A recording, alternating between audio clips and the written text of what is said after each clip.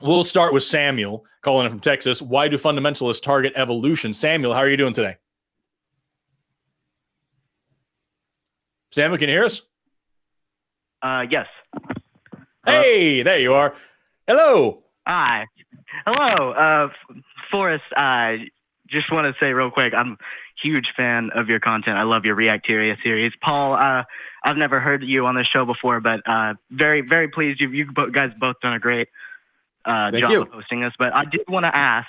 Thank you so much. Out of all of the different theories that we have that like would explain the natural world without the need of a god, why would the creationists go after the one that seems to be the most, or one of the most, hard to disprove? You know what I mean? Right. Like they're kind of setting themselves up for failure. Well, as someone who up until recently believed that evolution was evolution and actually garbage, there's a few things. First of all, a lot of theism, at least Christianity and some of the other Abrahamic religions, are based on the specialness of the God wants to have a personal relationship with us, that we are special. And evolution, unlike those other things, attacks specialness. And another thing is that evolution, if you don't understand it, if you let someone describe it to you who doesn't believe it, is entirely counterintuitive, right? So when I was a creationist, the question is, if we evolved from monkeys, why are there still monkeys? Made total sense because I didn't understand what evolution actually entailed. Or if you want to throw at you like dogs don't come from non-dogs, a lot of those slogans, if you don't understand what the theory of evolution posits, those things are more intuitive than the notion that small steps get you a certain distance. So again, other sciences like the age of the earth, or how far away stars are, or does the rock order make sense given a flood? Those are all kind of boring. No, like those are nebulous and boring and seem distant. But am I an ape is a highly personal question to a theist, because they feel like that makes them less special. And religion, Christianity, is all about, I am so special that the God who created the vastness of space cares about what I had for lunch, and cares about whether I'm doing okay, and about my eternal soul, and wants to spend eternity with me. And if you accept at that point that I am merely, in their view, merely the latest incarnation of life, then that specialness kind of goes away. So from my perspective, at least, that was part of it. And so I don't know if Forrest has anything to add, but that's my personal experience on this. Your mileage may vary. That is actually like to the letter exactly where I was going to go with it. So it makes me very happy that you would say such a thing, as I don't have a personal experience with it, but like that is what I've been confronted with most of the time, is that, you know, these other talking about the universe and talking about the Big Bang and talking about the age of the earth and all these things are just mathematics. All these things are just observation. All these things are just telescopes, whatever. But when you're talking about me, you're telling me that I'm just a lowly ape and I'm not this special, fancy, important guy. And it really, you can look at analogs to this, not just talking about evolution, but look at like the discovery of fossils. You know, back in, I think it was the late 1600s, you had Nicolaus Steno, who found they had these things called tongue stones. And Nicolaus Steno was like, yo, these tongue stones look an awful lot like shark's teeth, only they're way bigger and we can't find these sharks anymore. And this was the first understanding that this might be something called a fossil. And that's indeed what it was. They were finding megalodon teeth. And it's like, so if this is the tooth of a shark that isn't around anymore, that's kind of crazy. How can we justify this? How can we explain this? Because at the time, people believed in what was called the great chain of being, which was a hierarchy of all matter and all life that we knew in the universe. And so you had rocks on the bottom and trees a little bit above that, and then the ground-dwelling birds above that, and then the ground-dwelling animals, and then the birds were a little bit more cool, and then humans were the best animals in the whole world. We weren't even really animals. And then there was angels right above us, and then there was God, right? And we had this hierarchy of everything that we knew to exist. And so this idea that there were actually things that we used to live a long time ago that don't live anymore was a very, very controversial idea. It took another over 100 years past that for, we had Buffon coming along trying to figure out like maybe there's actually this causal link here. And then we had people like Mary Anning going out and like finding all these plesiosaur fossils. And we had like big whole skeletons. Charles Darwin found lots of fossils. That's one of the things that led him to like coming up with the idea of natural selection, is that like he actually found these extinct animals. It wasn't until Cuvier that he actually came up, like George Cuvier was the one who said, maybe there's this thing called extinction. And that was the first time that concept was actually seriously proposed, was that things could die entirely and not be around anymore. That was a radically world-changing idea because it flew in the face of this idea that everything was made exactly how it was, just like that, and never changed. And so when you add on this fact that not only is life changing, but also we are part of that. We are part of the animals. And not just that, we're part of these ones that throw poop all over each other. We're the crazy, whatever they are. You have this history over and over and over, from the discovery of fossils to the agreement that humans are animals with people like Linnaeus, up to Jane Goodall. At the time of Jane Goodall, we were man the tool maker. That's what was humans. Yeah, we were animals. Fine. Linnaeus was right, but we were the tool making animals. And that's what separated us from the rest of these things. And then Jane Goodall goes out and sees, hey, look, Jonathan Greybeard, the chimpanzee, just stripped all the leaves off a stick and used it to fish for termites. That's not just using the natural world. That is actually fashioning a tool. And she brings that back to Leakey, and Leakey says, well, we either need to redefine tool, redefine man, or accept chimpanzees as humans. What are we going to do? And that is just like the whole like history of this kind of science, is knocking humans down off of the pedestal over and over and over and over. And evolution is the absolute just end all beat all way to do that. You're not that special. You are just another animal. And like the whole world is a part of you just as much as you're a part of it.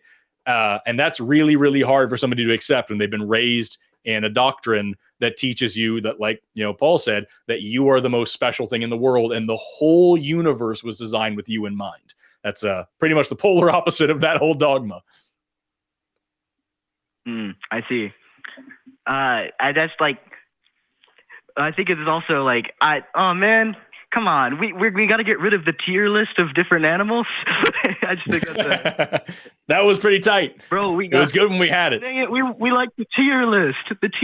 But and then I just had one more thing to bring up, that you were talking about how when you have this idea of like we're special in this certain way, and it's really hard for people to go against that. It's like I noticed I'm in high school, but so I have like in biology, we're going over evolution, and me having, watched your Light of Evolution series and gotten really interested in that, how that whole field of science. Everybody do that. By the way. But they didn't, they really just didn't do a good job of going over the exact qualities of how it works. And it seemed like it was like you had just enough wiggle room to allow creationism in there. And I noticed that, and it made me really frustrated that we have this whole beautiful understanding of the whole, like, of how life went on. Like, for example, throughout my biology course, they didn't even once mention abiogenesis, which is like one of the most amazing parts of evolution, in my opinion. But I just think it's like, this is the dominant Christian culture that makes it really hard to show people just how beautiful the universe is, and how this constant struggle to keep ourselves above other beings is like, it's not right. I don't know. Yeah. This is my view. It's the cause of a lot of problems. When you think that you're more important than everything else, then you're more likely to exploit everything else. And then we have issues like we have today. And like a couple of things. Number one, I apologize for regurgitating that whole thing about the discovery of fossils when that's in the Light of Evolution videos. And also, so you got to hear that again. And also, your experience with high school biology not really teaching evolution properly or as well as it could be is very common.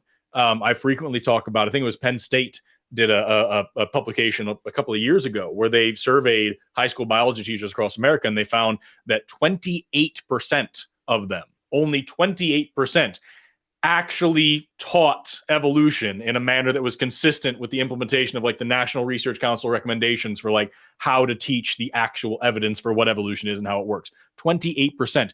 13% of high school biology teachers in this survey actually like actively endorsed creationism, either by like poo-pooing evolution, downplaying it, or like actually spending a significant amount of time trying to talk creationism up or put it in a positive light, or like teaching the controversy, so to speak. And it was only that extra, that whatever 70% or 60% that's left there, that was it, whatever, that small amount of people, that extra wiggle room, those were the they called them the cautious 60%. They never really endorsed evolution. They didn't say anything negative about it either. They either downplayed it or just ignored it or just kind of like tried to dance around it because they didn't want to get any backlash from parents for indoctrinating their children and all this stuff. So that's very, very common. Is that 73% of the time high school in America is going to either teach you not evolution or actively endorse creationism. And only 28% of the time are you actually going to get a proper education in what evolution is at a high school level. So unfortunately common what you're talking about. And it's part of the reason why I do the things that I do, because that is robbing children of their education and it's breeding the next generation of anti-vaxxers and flat earthers and creationists. Because you teach them that it's okay to just say, I don't understand this, therefore it's not real. And that's part goes back to your first question that you gave, right? Like it's easy for someone to not believe in evolution when they are not taught it correctly. So that makes it even easier. So you can actually do more damage than good by teaching it wrong. And of course, no matter what the topic is, if the only version of an argument you have is from the people who are against it, you are definitely in a straw man situation, and you shouldn't ever be battling a straw man. You need to battle the best version of an argument. I don't care if it's creationism. I don't care if it's climate change, vaccines, any topic, political, doesn't matter. Don't accept what an opponent of an idea tells you the idea is. That's a bad starting point in general. Absolutely. And that's the thing you mentioned earlier on when you used to be a creationist, you thought, why are there still monkeys was a good question. That was a coherent question to me. Yeah. Yeah. Honestly, when I talk about evolution with people, sometimes I like to ask that question to them, because that way, if they say like, I know, right, that's what I'm saying, then I know it's not their fault that they don't believe in this. They have never actually been taught what evolution actually is. Right. If you think that's a hard-hitting question, if you wonder, how can random chance make something as complicated as an eyeball, is an actual serious question.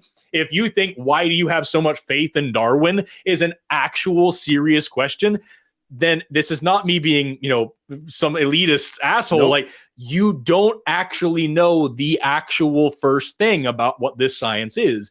And therefore you don't believe in it. And that's the problem. It's not that it doesn't make sense, is that you never learn the very basics of it. So like, if your teacher didn't teach it to you properly, ask them, why are there still monkeys if humans came from monkeys? And if they don't have an answer, go somewhere else for your science education. Go talk to somebody who knows what they're talking about. Write to a college professor or something, like whatever you can do. You're going to have a bad time with that teacher. Exactly. Yeah, and I stopped listening to that teacher whenever I mentioned the word abiogenesis, and she gave me a blank stare. So you don't have to worry about that. Okay. But yeah, thank you. I just really quick want to thank you guys. All the work you're doing at the ACA really means a lot to a lot of people. Me personally, it's sort of shown me that I'm not the only atheist in existence, which is nice. And it's hard to remember sometimes. Yeah. Forrest, I just want to also thank you for your content, because I found the ACA through your content, and your content is really cool. Oh, great. Keep up the good work. It was really great. Well, thank talking you to so guys. much. Nice to meet you guys. And It's a pleasure meeting you as guys well. have a fantastic weekend. All right. All right, man. Take care, Samuel. Thank you so much.